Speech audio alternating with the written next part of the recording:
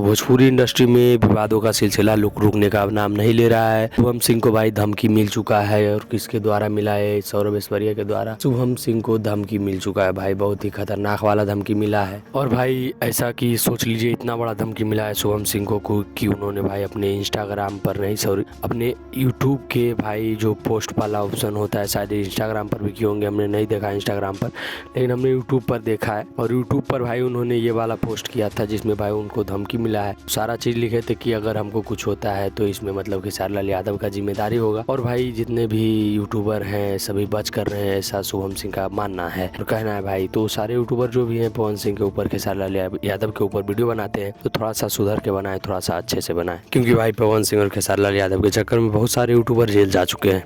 अगर भाई यह न्यूज़ देखकर या वीडियो देखकर आपको अच्छा लगा है तो हमारे चैनल को सब्सक्राइब कर लीजिएगा।